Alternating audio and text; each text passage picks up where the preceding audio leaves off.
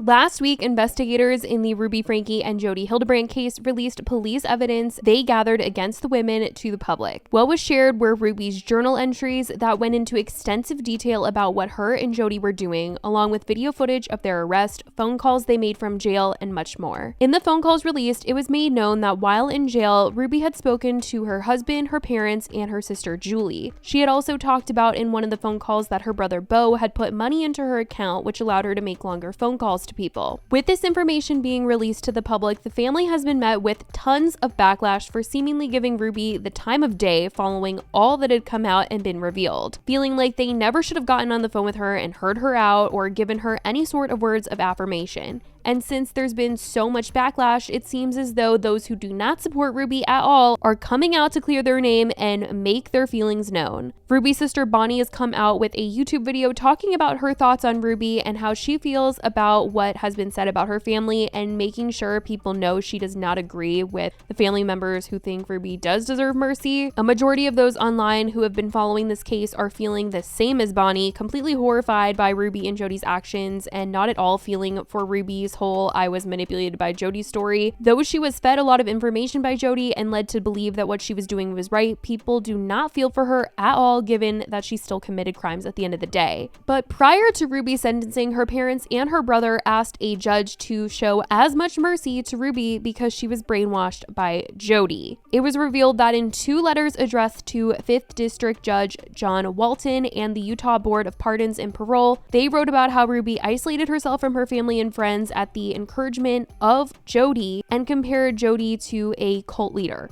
all in an effort to probably try and get Ruby a better sentence. Her parents wrote, "Dear Judge and Parole Board, we are Ruby Franke's parents. We are currently serving a full-time mission in Serbia. Before Ruby became involved with Jodi Hildebrandt, she was a wonderful mother, daughter, sister, and member of the church. All she ever wanted from the time she was a little girl was a family to love and nurture. When she began having troubles with her teenage son, Chad, she sought out a family therapist counselor to help them. We noticed a shift in Ruby's thinking in the summer of 2020, and by that fall, she cut all ties to us, her siblings, and close friends. For 3 years, what brief communications we've had with her, she accused us of either things that never happened or she grossly exaggerated the events that did. She was delusional. She was so deeply brainwashed we could not recognize her. We received a postcard from Ruby 2 months after the terrible news of the children. We read her tender apology and humble acceptance of accountability. She expressed her gratitude for being incarcerated and felt the mighty wake-up call was a huge blessing. Since then, we have seen a return to the Ruby we once knew. Her thoughts and views are her own now. Her love, appreciation, and commitment to her family is stronger than it has ever been. Ruby is more concerned about her eternal salvation than her imprisonment. Her testimony of the Savior and his atoning power means everything to her. As her mother and father, we plead with you to show her as much mercy as you possibly can. Hopefully, in time, she will have a relationship with her children, and they will remember the mother she once was to them and will find it in their hearts to forgive her. This would be the greatest healing balm of all for them. Sincerely, Chad and Jennifer Griffiths." And honestly, reading that and hearing that they think that the children will hopefully one day forgive,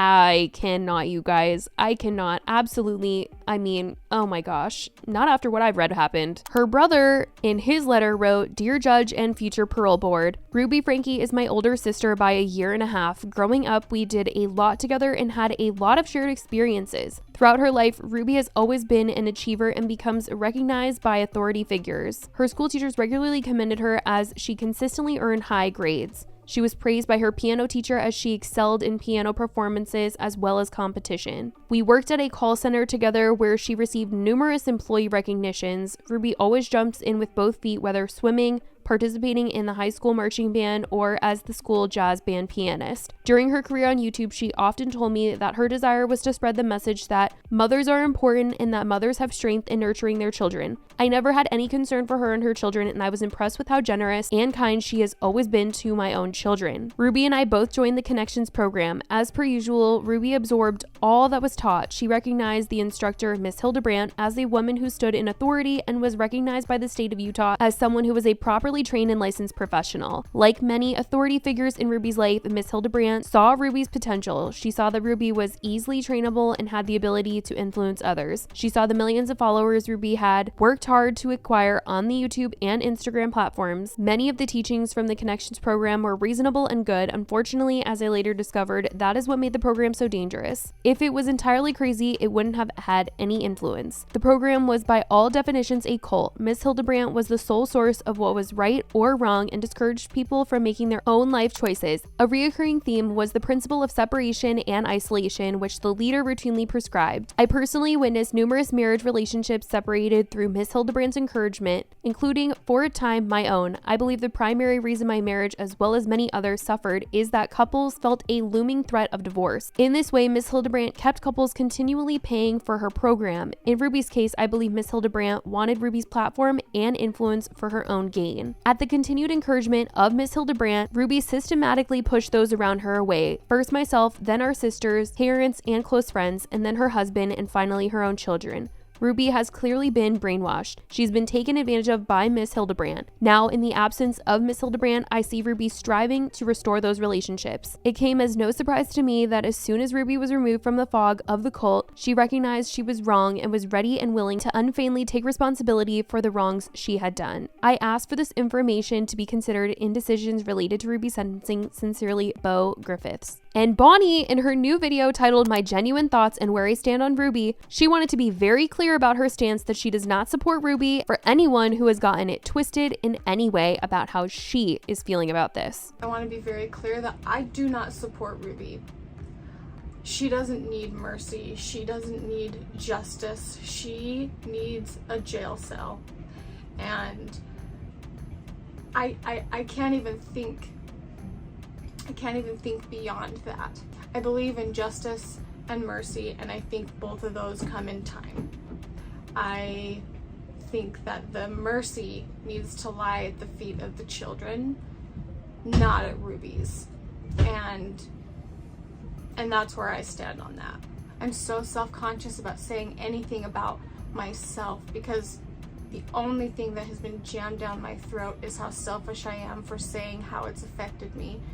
But strangers on the internet can talk about how this has affected them and they're so sad and I can't believe this is happening, but I feel like I'm not allowed to say any of those things. She says people have just been asking all these questions of her, asking all these things about if she knew this, if she knew that, or her thoughts about things. And the fact that some people think that because she isn't talking about the situation that she doesn't care about what has happened. And I do think that these letters from Ruby's parents and her brother have started the conversations of, well, what do her other siblings think? Or are they thinking the same lines of Ruby deserves justice? She was just brainwashed, like making all these excuses for Ruby. And so they've really wanted the other siblings to speak out. And I do think that when it comes to Bonnie, she has previously come out to talk about Ruby before. It's not like she's been silent this entire time, but she has still been asked to comment on things and her feelings about the situation. And this is her just doing that, saying that she doesn't support Ruby. She was extremely emotional talking about reading comments that have asked her to talk about the kids. And she says she simply refuses to for so many reasons,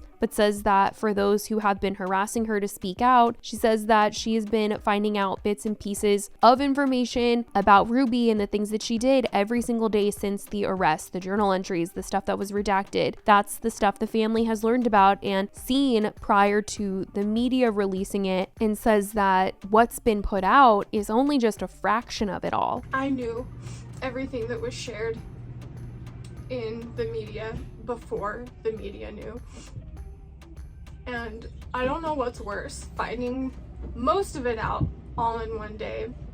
You only know what's been approved to share with the media. All of those blocked out spots in the journal, all of the journals that she had that didn't necessarily pertain to the criminal case, all of those, you know a fraction. You know a fraction. And everything that I learned was just in little pieces along the way. So every day I have felt like this. Every day I have felt haunted. She says people have been sending her images of the kids that were released, which she didn't want to see. She did not want to see that, but people have been sending it to her, asking her questions. And now she's seen them, and we're talking about some really graphic stuff that news outlets could not share on television or in videos because it's truly just so much. And the fact that people have taunted her with messages and sent her these photos is crazy. I think people can think how they want about Ruby's family and agree or disagree with their logic in this particular situation. I think Ruby's actions are unforgivable, but to send around these photos and pass them around to the family and like make them look at them is just so much. It's so inappropriate. It should not be happening. And especially with Bonnie, it's clear that she's thinking very differently than what was written in those letters and doesn't want people to get the wrong idea about her mindset in all of this. And I do think that she's been pretty clear about not supporting Ruby or any of her actions since the beginning of this news coming out, not feeling bad for her like her parents and brother clearly do. And so hopefully people stop sort of harassing Bonnie to address things since she has made her stance pretty clear. But the whole situation is just so horrible. And I mean, I truly don't know how even some of her family can still support her, but it's definitely not the first time a criminal has still gotten some sort of love from friends, family, or even strangers after they've done something unthinkable. It's crazy and scary at the same time. But that is what Bonnie has had to say about all of this and some more information that has been revealed in this case. I love you guys so much, and I will talk to you in the next video. Bye, guys.